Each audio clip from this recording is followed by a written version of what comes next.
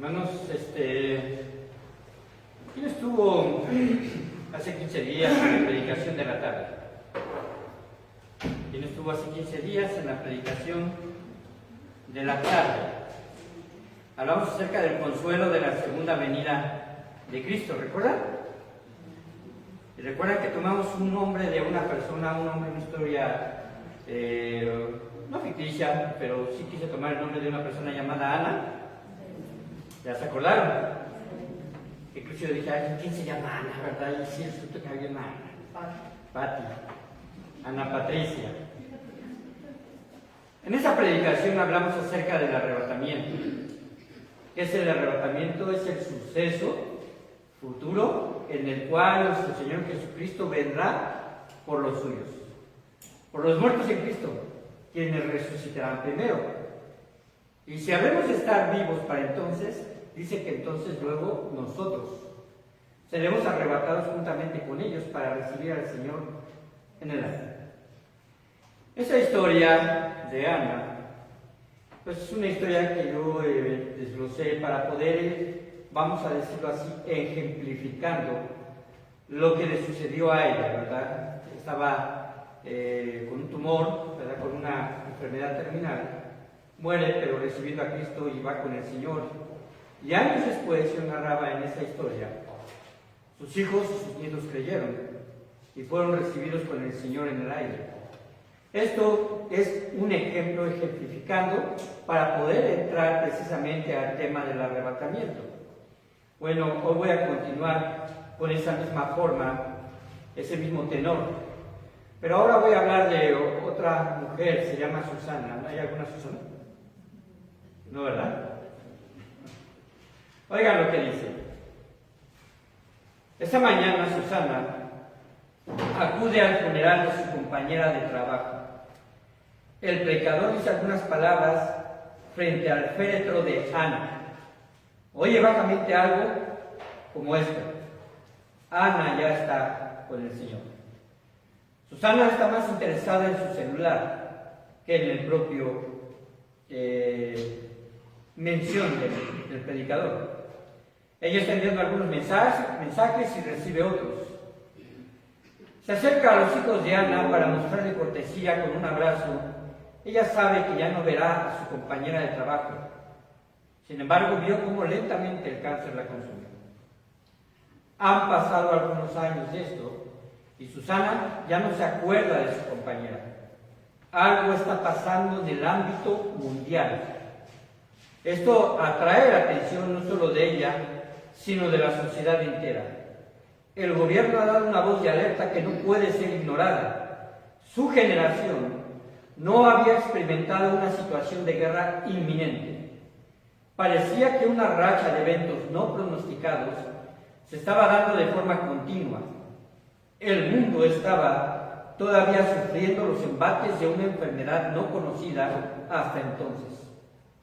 Jamás había experimentado un terremoto de la magnitud que había azotado la zona donde vivía y la preocupación del anuncio que dio la empresa donde trabajaba. Se anuncia un recorte de personal. La empresa se ve obligada a despedir un porcentaje de su plantilla y esto la mantiene intranquila. Las condiciones mundiales se han vuelto caóticas. Al llegar a su empleo, la charla no se hace esperar. Le pregunta a su jefe inmediato, ¿ya hay noticias? No, aún no. Yo te aviso quiénes habrán de quedarse.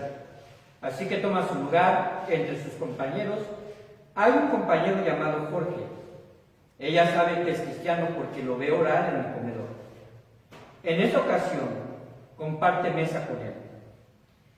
¿Quién hubiera previsto lo que está ocurriendo en el mundo?, dice ella. Jorge contesta, oh, bueno, creo que la Biblia nos dice que no es una sorpresa. El tema de hoy se llama El futuro está escrito, basado en Mateo capítulo número 24. Vayamos a Mateo capítulo número 24.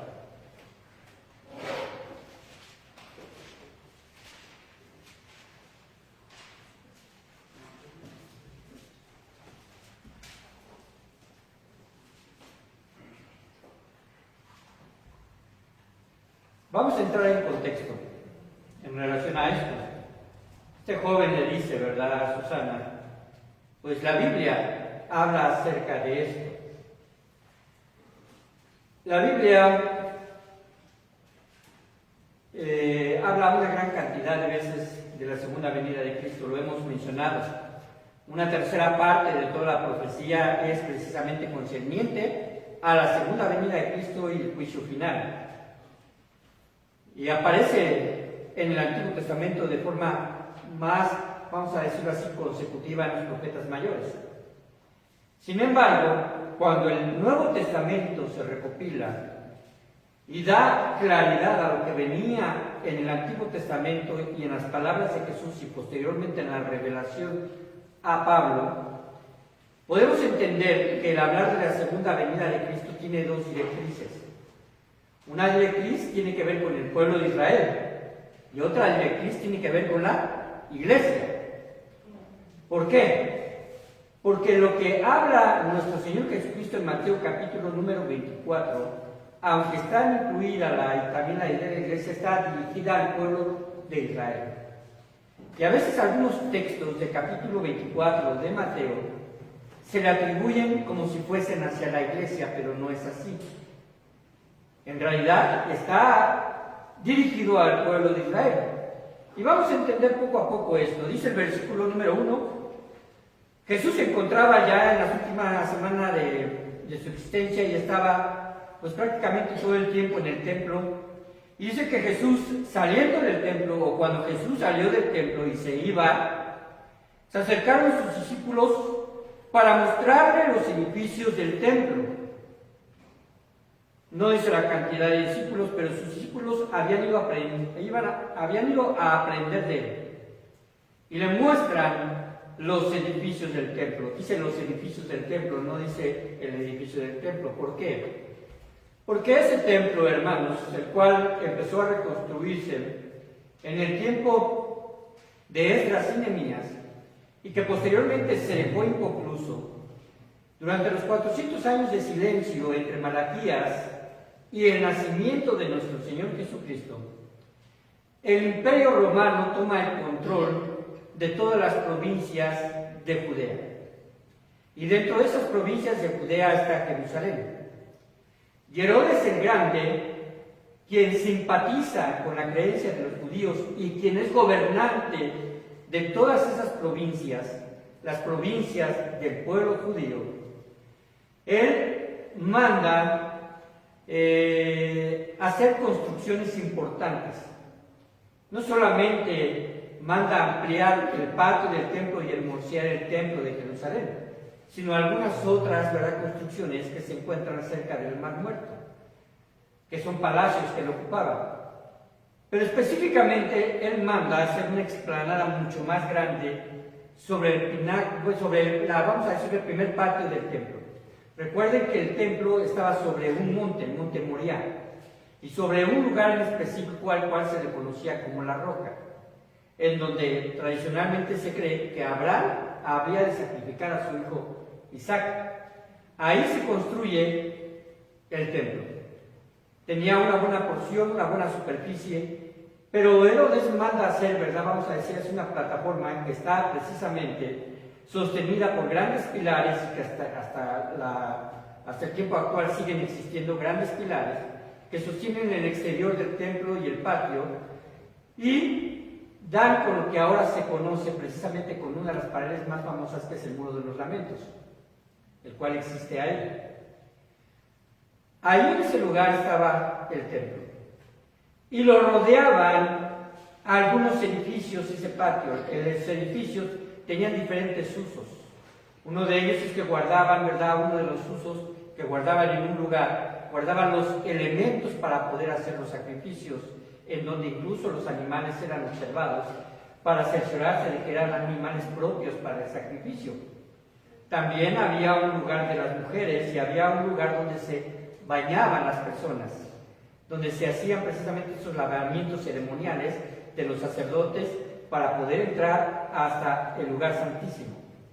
Y estaba dividido en dos partes, uno donde solamente podrían entrar los judíos cercanos al templo y otro donde los gentiles que podían estar en la parte de afuera y estaba dividido, vamos a decirlo así, por una ¿qué puedo decir?, escalinatas, de las cuales ellos no podían rebasar. Todo eso había sido hermoseado por Herodes el Grande. Así que los judíos se sentían orgullosos del templo y de sus edificios. Pero nuestro Señor Jesucristo, pues ya había estado en muchas ocasiones ahí. Pero imaginen esto, Él, ¿verdad?, voltea y le responde a ellos: ¿veis todo esto? De cierto os digo que no quedará aquí piedra sobre piedra que no sea derribada. El futuro, hermanos, está escrito. Es el título de este tema, como lo he dicho, y no hay duda que Dios desea mostrarnos el escenario final. Hace más de 2000 años Jesús da esta advertencia: ¿ves todo esto? De cierto os digo que no quedará aquí piedra sobre piedra que no sea derribada. Una ciudad, hermanos, que podemos decir muy semejante a la nuestra en cuestión de aglomeración, ¿verdad?, de personas, la cual albergaba lo que se consideraba en su tiempo una maravilla del mundo antiguo, el templo de Jerusalén.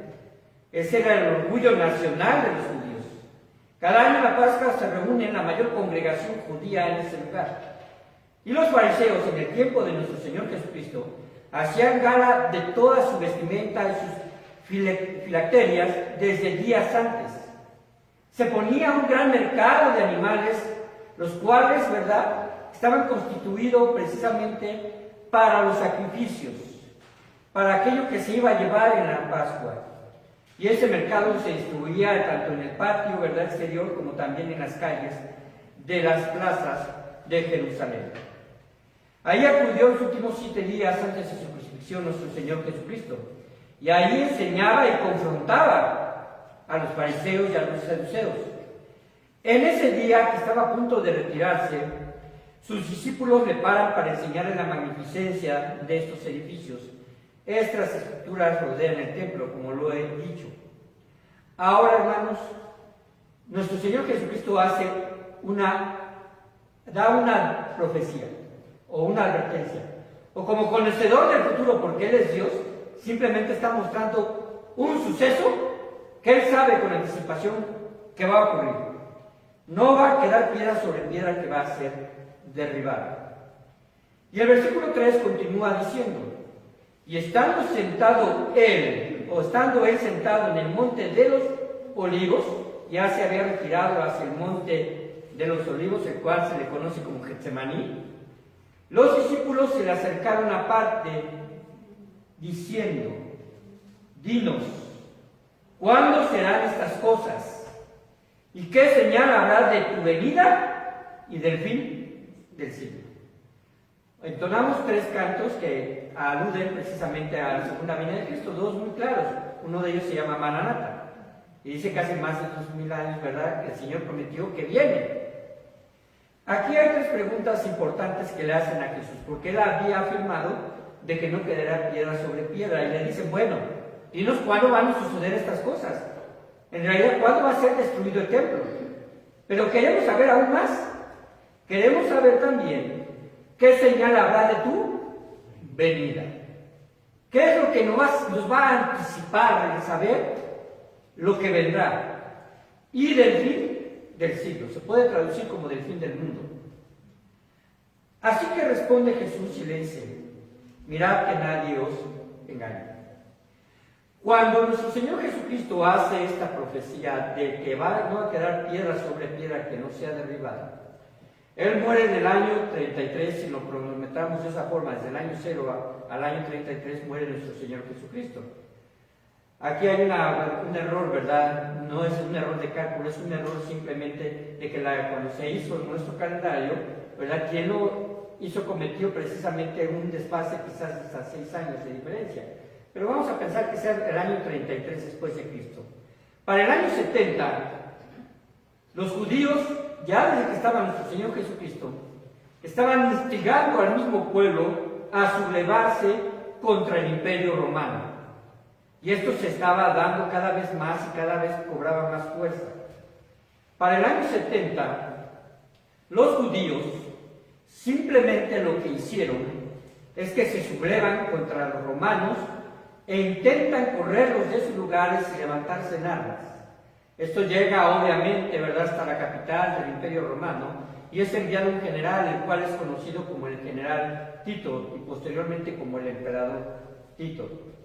Que por cierto, ¿verdad?, hay un arco, me parece que es en Roma, un arco, el arco del triunfo del general Tito. Esos arcos son arcos de piedra que tienen precisamente relieves, y entre esos relieves se ve precisamente la figura de la historia de lo que el general Tito hizo en su vida, y entre lo que hizo fue precisamente conquistar la ciudad de Jerusalén. Y ahí en esos relieves se ve cómo están transportando el arca del pacto, ¿verdad?, también el candelero de oro hacia su imperio. Ahí es la última referencia que se puede decir arqueológica que se sabe con respecto a esto. ¿Por qué? Porque saquearon todo eso antes de derribarlo. En el año 70 sitian Jerusalén, hacen pasar, ¿verdad?, por hambre y atacan el pueblo de Jerusalén, la ciudad, ¿verdad?, el rey David, la atacan. Los historiadores marcan que es el día sábado, en el día de reposo. Estratégicamente, ¿verdad?, ellos saben que los judíos no iban a pelear en el día de reposo del Señor. Y entonces atacan la ciudad, queman sus puertas y derriban sus muros. El templo de Jerusalén literalmente quedó destruido, no quedó piedra sobre piedra. Ahora, esto lo dijo nuestro Señor Jesucristo. Cuando nuestro Señor Jesucristo entra a Jerusalén, en ese domingo, el cual se le conoce, o el sábado que se le conoce como la entrada triunfal, la gente grita: Hosana, bendito el que viene en el nombre del Señor. Los fariseos se enojan y le dicen al Señor: Señor, cállalos, cállalos. ¿Por qué decían esto? Porque era un temor, ¿verdad?, de que los romanos interpretaran esto como que venía un rey, ¿verdad?, a quitarles el poder al Imperio Romano. Pero Jesucristo les dice: si estos callaran las piedras, hablarían. Esto es un referente de lo que ocurrió en el año 70, porque las piedras dan testimonio de quién era Jesús y cómo la profecía se cumple. Pero siguen otras dos preguntas que se tienen que contestar. Esas preguntas aparecen también en el capítulo número 24 y dice así: ¿qué señal habrá tu venida en el fin del siglo? Y entonces Jesús empieza a hablar. Del versículo número 4 hasta el versículo número 51, resume lo que va a ocurrir con el pueblo de Israel durante el tiempo de su segunda venida y específicamente la tribulación y la venida del Hijo del Hombre, que es la venida de nuestro Señor Jesucristo. Para esto vamos a entender, ¿verdad?, y meternos en contexto, cómo es lo que sucede durante los 7 años de gran tribulación. Recuerden esto: la tribulación es un periodo de tiempo de 7 años. Así está estipulado en las profecías del Antiguo Testamento y también, ¿verdad?, de lo que se refiere ya en el libro de Apocalipsis. Estos 7 años es precisamente el tiempo en el que se le dará libertad al anticristo, al falso profeta y a Satanás de obrar con todo su poder. Pero el arrebatamiento de los creyentes, que está mal conceptuado como rapto, porque el rapto, ya lo hemos visto, es otra palabra en griego que se utiliza para decir que es vamos a decirlo así, la remoción de una persona pero con violencia, es llevado de un lugar a otro sin su consentimiento, y la palabra arrebatamiento simplemente significa sacado o alejado o llevado fuera. El arrebatamiento es al principio de la 70ª semana de la Biblia.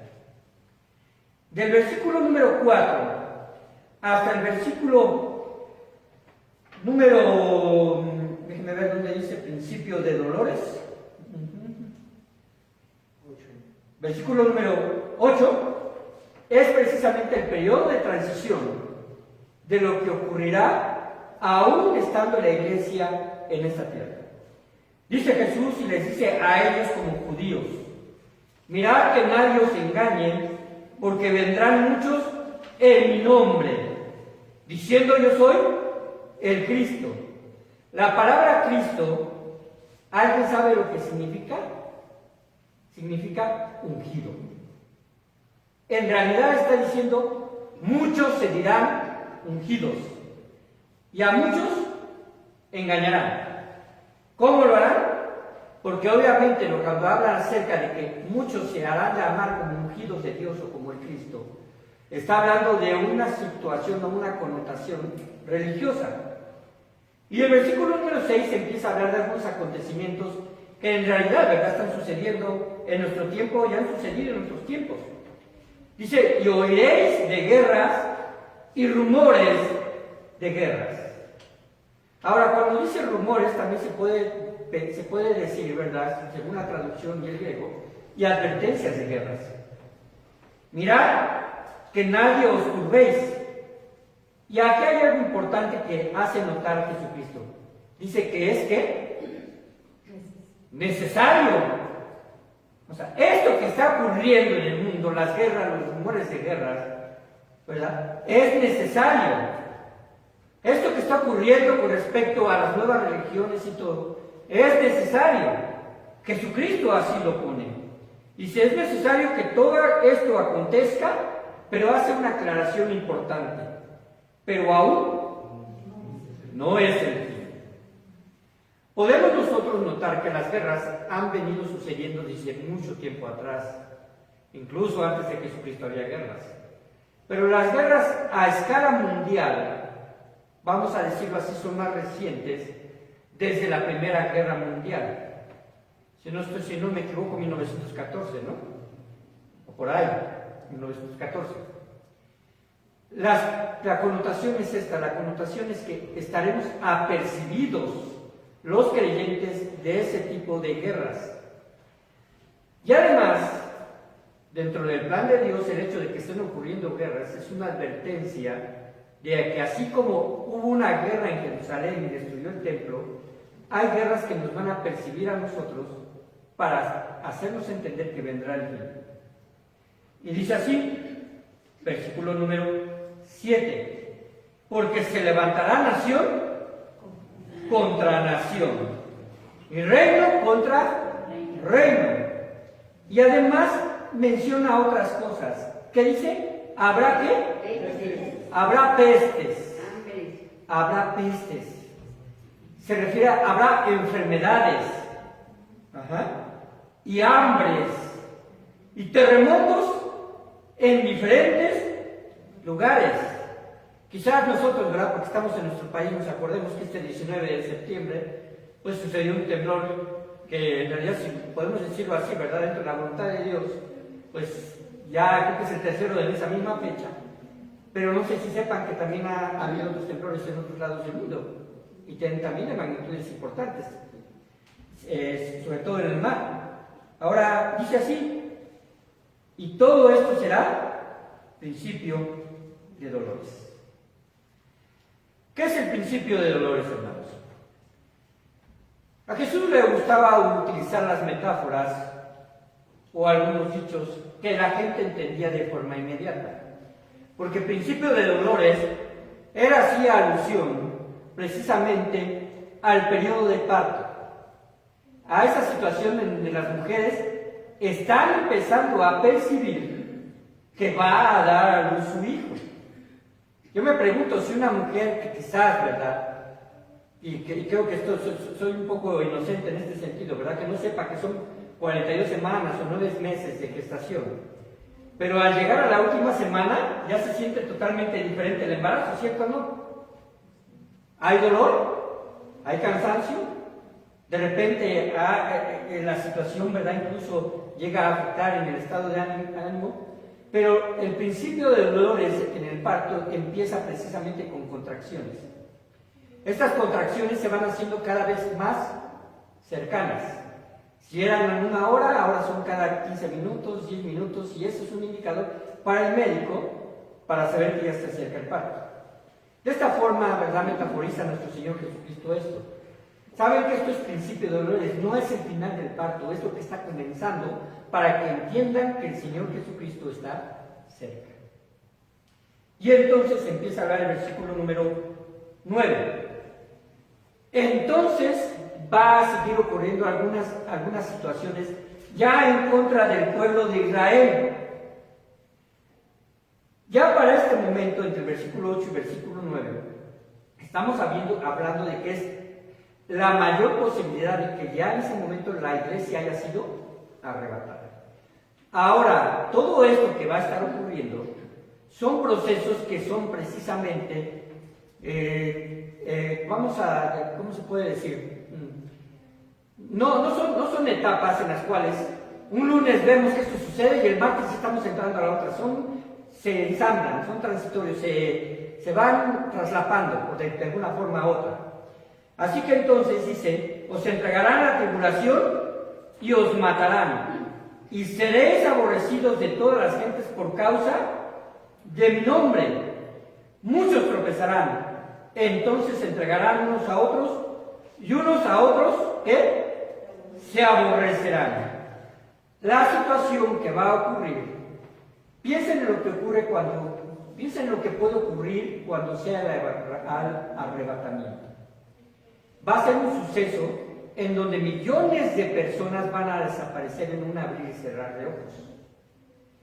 ¿Cuál va a ser la interpretación del mundo que se queda? Algunos se lo van a aludir a los extraterrestres. Sin lugar a dudas. Parece ser un poco inverosímil, ¿verdad? Pero van a llegar a deducir que fueron extraterrestres. Hay una gran cantidad, ¿verdad?, de información de personas que en realidad creen esto. O sea, se pueden contar por miles las personas que creen que otros seres de otros mundos nos han visitado y nos siguen visitando y que tienen este tipo de poderes. En realidad ellos no piensan así. Quizás la ciencia va a lo mejor echarle la culpa a lo mejor a la radioactividad o a algún aspecto de fenómeno natural, pero no van a voltear a ver a Dios tan fácilmente. El personaje de la historia, estamos hablando de Susana, que no conocía nada y no tenía percibido nada de lo que entonces Jorge le empieza a narrar, ¿verdad?, con respecto a que eso está escrito. Ahora, hermanos, cuando está pasando esto, durante ese tiempo, los gobiernos entrarán en caos. El trabajo se detendrá por algún tiempo. Quizás el gobierno le tenga que decir a la gente: permanezcan en sus casas hasta que no sepamos lo que sucede, porque a lo mejor desaparecen más.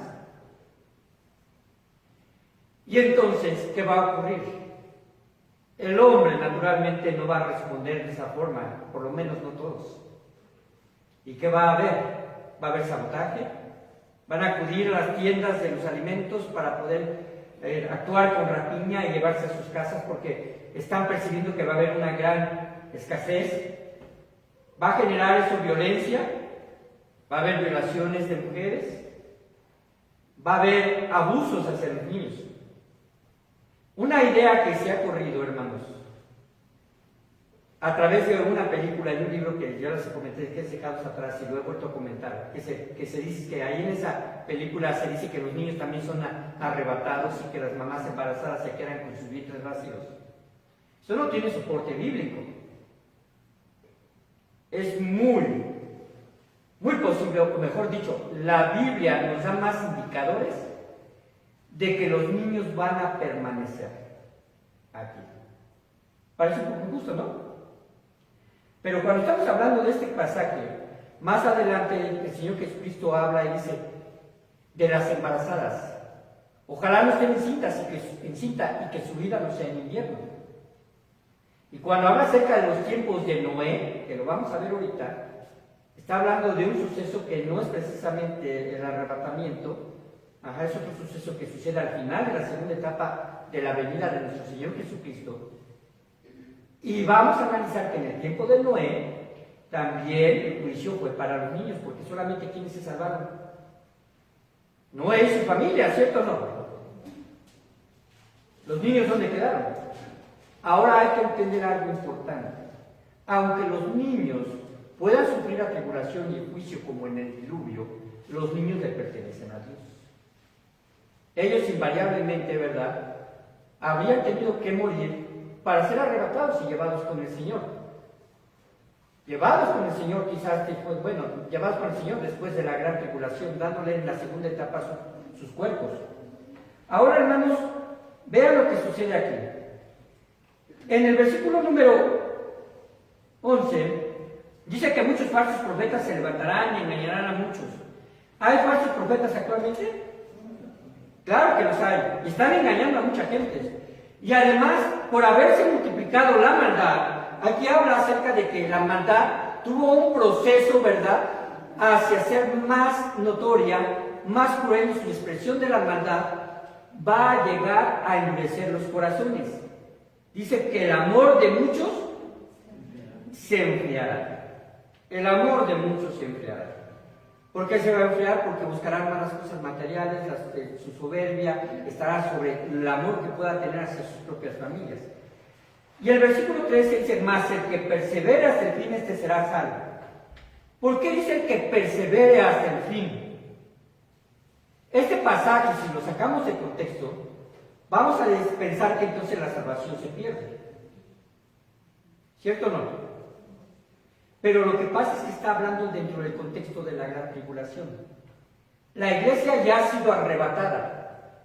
La gente que crea, los judíos que crean, los gentiles que crean durante la gran tribulación a través de la prédica de los 144,000 judíos, con el contexto de que las Biblias se van a quedar aquí, con el contexto de que hay dos testigos con poderes sobrenaturales que van a estar dando señales acerca precisamente del juicio de Dios, y el ángel que predicará el Evangelio en todas las naciones, ellos tendrán testimonio del Evangelio. ¿Cuál será la prueba máxima para los creyentes en ese tiempo? La perseverancia. ¿Por qué? Porque tendrán persecución tremenda por parte del anticristo y del falso profeta. Una persecución que los llevará a la muerte, en la cual se les exigirá a ellos llegar a Jesús. Y la gente tendrá que mostrar su prueba de su fe a través de su vida. Por eso el que persevere hasta el fin. En realidad podemos decir, está demostrando ser salvo. Y el versículo 14, y será predicado este evangelio del reino en todo el mundo para testimonio a todas las naciones, y entonces vendrá el fin. El evangelio del reino se refiere precisamente a la etapa del reino milenial, a la etapa en la cual se puede entrar por medio del arrepentimiento para las gentes de la gran tribulación y que perseveren hasta el fin. Y va a ser para testimonio a todas las naciones. Este pasaje también lo han llegado a sacar de contexto, porque dice, pues mientras no se predica el evangelio en todo el mundo, pues estamos seguros, todavía el Señor no viene. ¿Qué pasa con las tribus? Con los jibaritos, ¿verdad? De allá de Brasil. ¿Qué pasa quizás con la gente de los incas del Perú? ¿O qué pasa a lo mejor con los de Ghana, ¿verdad? O del Congo, que todavía no les ha llegado el evangelio? Y uno dice, bueno, todavía no les llega el evangelio, todavía el Señor Jesucristo no va a venir. Este no es el contexto es que el evangelio va a ser predicado en todo el mundo en el tiempo de la gran tribulación. Y si la tecnología y si la gente que cree no tiene la oportunidad, habrá un ángel que dice que predicará el evangelio en todo el mundo. Eso no se puede detener. En ese contexto, hermanos, va a aparecer alguien, porque entonces dice, y entonces vendrá el fin. Ese proceso de predicar en todas las naciones, en todo el mundo, va a ser durante esos 7 años. Y cuando dice vendrá el fin, está hablando precisamente ya de la segunda etapa de la venida de Cristo. Se divide en 7 años. 3 años y medio. Empieza el principio de dolores. La iglesia es arrebatada. Hay un gran caos. Y entonces entra al escenario un hombre al cual se le conoce como el anticristo. En 1 Tesalonicenses 5, versículo 3, si quieren ustedes buscarlo. 1 Tesalonicenses 5, del 1 al 3, habla Pablo acerca de esto, y esto es concerniente precisamente a la iglesia. Recuerden que Pablo le está hablando a una iglesia, o a las iglesias de Tesalónica, y aquí Mateo está hablando a los judíos. Dice, pero acerca de los tiempos y de las ocasiones, tiempos, dispensaciones o kairos, los tiempos de Dios, y las ocasiones o los eventos, no tenéis necesidad, hermanos, de que yo os escriba, porque vosotros sabéis perfectamente que el día del Señor vendrá así, ¿cómo? Como ladrón en la noche, el juicio final, que cuando digan paz, ¿y qué? Y seguridad, entonces vendrá sobre ellos destrucción repentina, como los dolores a la mujer encinta, y no escaparán. Es decir, la etapa final de lo que primero se le conoce como el principio de dolores y será el final de ese principio de dolores en el juicio del Señor. Entonces estamos hablando de que los 3 primeros años va a haber un ser, va a haber una persona que va a influir de forma, vamos a decirlo así, entre comillas, positiva para el mundo, porque les va a dar respuestas. Le va a dar respuestas. Esta paz es engañosa y corta, solo por 3,5 años. En esta porción de tiempo la iglesia ya está con el Señor. El arrebatamiento causará temor, incertidumbre, inestabilidad económica, hambre y desempleo. Y entonces la gente dirá, ¿cómo no inclinarse hacia alguien que puede dar seguridad a un mundo caótico? Estos sucesos geopolíticos serán altamente aceptados. El comercio se ajustará a que los movimientos monetarios sean quizás en su mayoría electrónicos. Ya lo estamos viviendo, ¿no? Los movimientos monetarios. Esto permitirá un control absoluto de la economía y será obligatorio llevar en la mano, en la frente, una marca, la marca de la bestia, que dice la escritura que es número de hombre, 666, puede ser un código. Ahora estos acontecimientos están ocurriendo, ¿verdad? Precisamente en el tiempo de los 7 años y medio, los 3 primeros años y medio de paz. Pero después el anticristo se manifestará tal cual es. Dice el versículo número 15, léalo conmigo en voz alta. Versículo 15 de Mateo 24. Cuando lo tengamos, ¿listo? ¿Cómo dice? Por lo tanto, cuando veáis en el lugar santo la abominación desoladora que acabó el profeta Daniel, el que lee, entiende. Lean el versículo número 22. Entonces los que estén en Judea huyan a los montes, el que esté en la azotea no descienda para tomar algo de su casa, y el que esté en el campo no vuelva atrás para tomar su capa. Mas hay de las que estén encintas y de las que críen en aquellos días. Orad pues que vuestra vida no sea en invierno ni en día de reposo, porque habrá entonces gran tribulación, cual no ha habido desde el principio del mundo hasta ahora, ni la habrá. Y si aquellos días no fuesen acortados, nadie será salvo, mas por causa de los escogidos, aquellos días serán acortados. Lo primero que se nota, a los 3 años y medio, el anticristo se manifestará.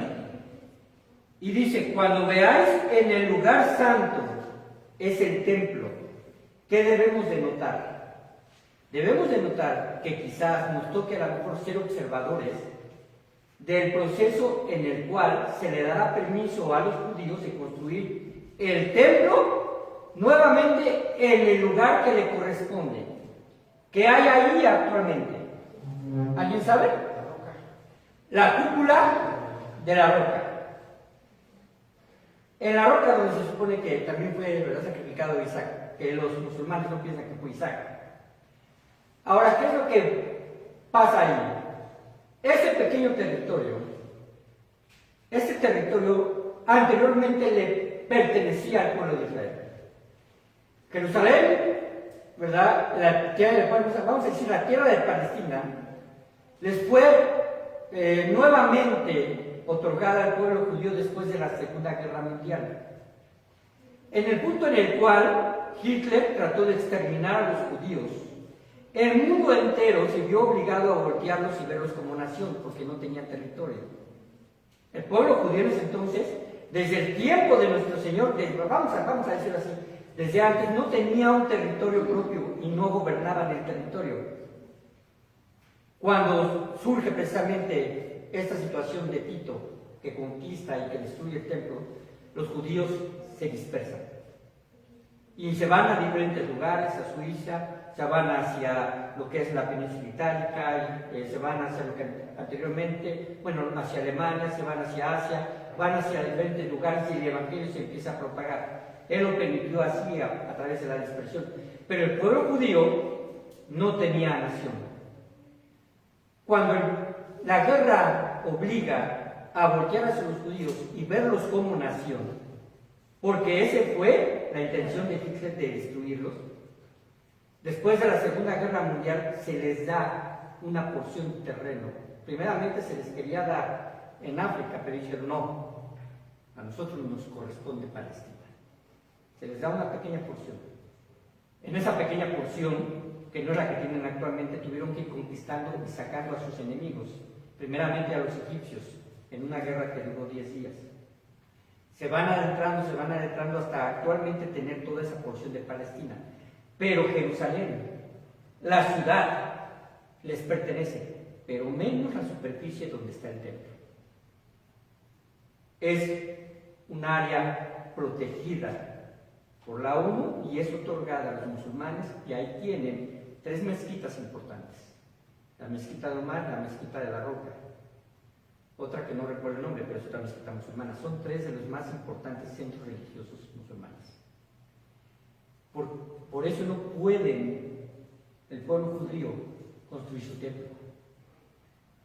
Están esperando que se les otorgue o a conquistarlo. El anticristo vendrá y hará un pacto, hará que el mundo viva una paz ficticia y hará un pacto con el pueblo judío, y entonces con su influencia, su poder, su dinero, porque va a ser una persona inmensamente rica, va a hacer que el pueblo judío pueda construir el templo. No necesariamente tienen que destruir la cúpula de la roca, puede ser construido en el patio, pero ya tendrán la oportunidad de hacer sus sacrificios.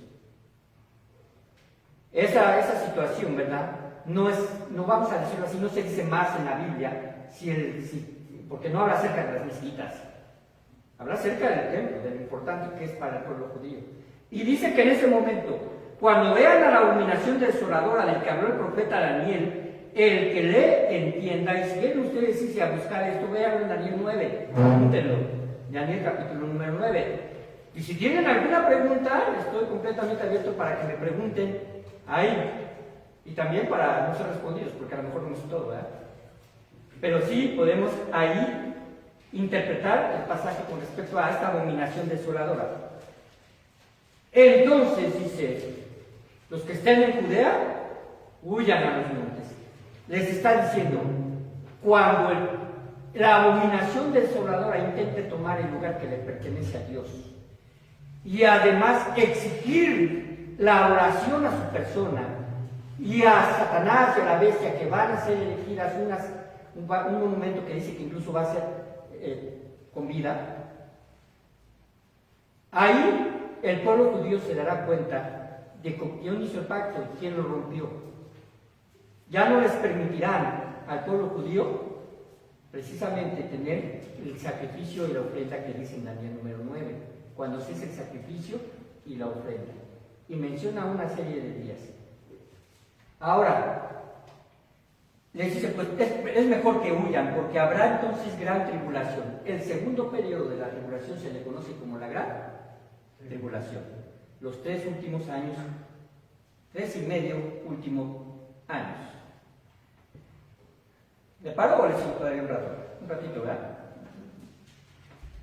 Entonces, si algunos dijeren, mirad, aquí está el Cristo, o mirad, ahí está, no lo creáis. Porque se levantarán falsos cristos y falsos profetas y harán que grandes señales y prodigios. Estos hombres harán milagros. Cuando estudiamos el libro de Apocalipsis, hablamos acerca del... ¿cómo se dice? Bueno, 12avo imán. Un personaje de la teología islámica escatológica que aparecerá y que se hará llamar el Cristo y que hará que la gente voltee precisamente hacia el personaje del anticristo y hacia su propia persona.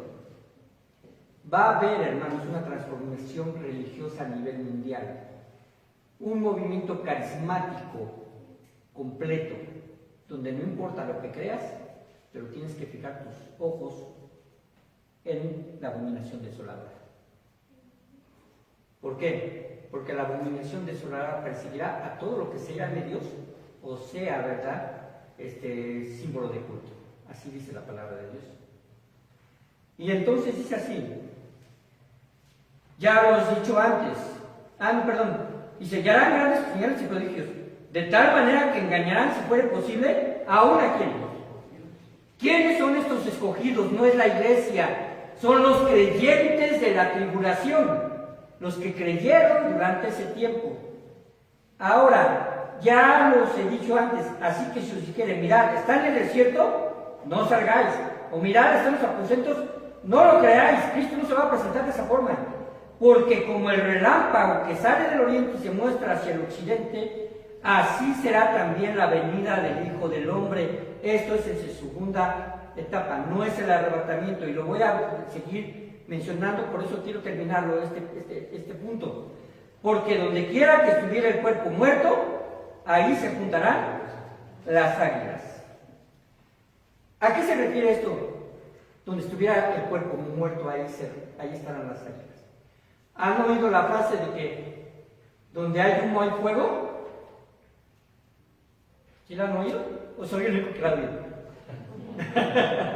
O donde hay fuego hay humo, ¿no? ¿A qué se refiere? Se refiere precisamente al momento en el que el Señor, nuestro Señor Jesucristo, protegerá a sus escogidos. Todo lo que está ocurriendo, ¿verdad?, son los indicadores de que la segunda venida de Cristo ya en esa etapa da una eminencia total del juicio final de Dios, lo que en la Biblia, en el Apocalipsis, se le conoce como las copas de ira, que son las últimas juicios, y ya son los juicios directos de Dios.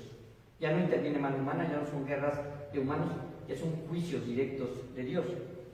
E inmediatamente después de la tribulación de aquellos días, el sol se oscurecerá y la luna no dará su resplandor, y las estrellas caerán del cielo y las potencias de los cielos serán conmovidas. Todas estas son referencias también que aparecen en el Apocalipsis, porque habrá una transformación también geográfica y también climatológica. Esto sucederá.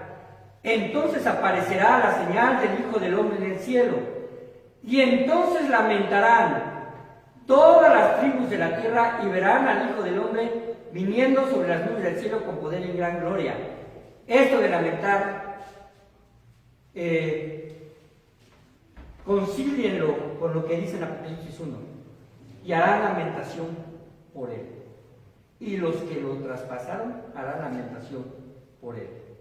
Porque cuando nuestro Señor Jesucristo venga en su segunda etapa, en la parte final de la gran tribulación, va a ser visto. En la primera no, porque estamos arrebatados, pero en la segunda todo ojo le verá.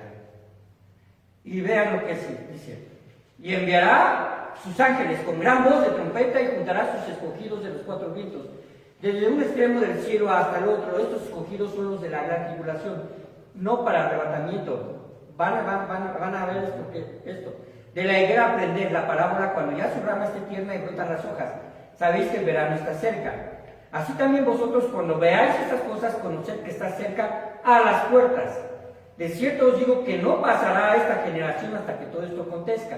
¿Qué generación? La generación de la gran tribulación.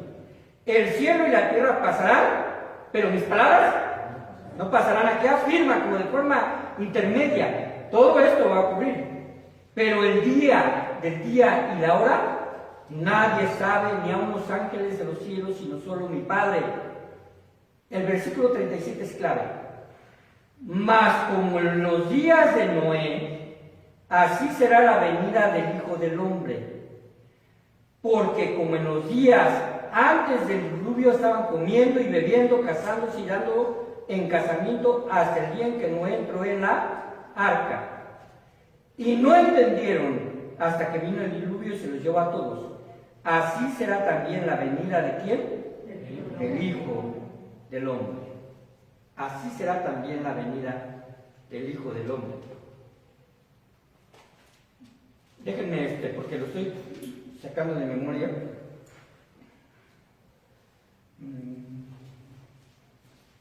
Ok, capítulo número 4 de Isaías.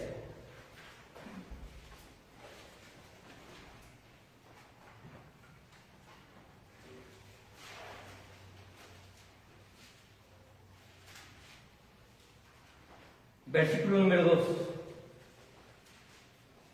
Ahí en sus Biblias ustedes perciben un subtítulo, ¿cierto? Que dice, futuro glorioso de Jerusalén.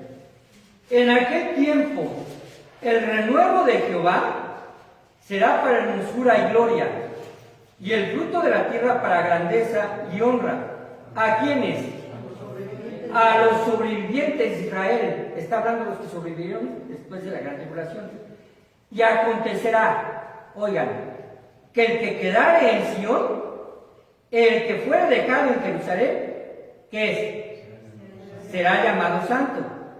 Todos los que en Jerusalén estén registrados entre los vivientes, cuando el Señor lave las inmundicias de las hijas de Sion y limpie la sangre de Jerusalén de en medio de ella con espíritu de juicio y con espíritu de devastación.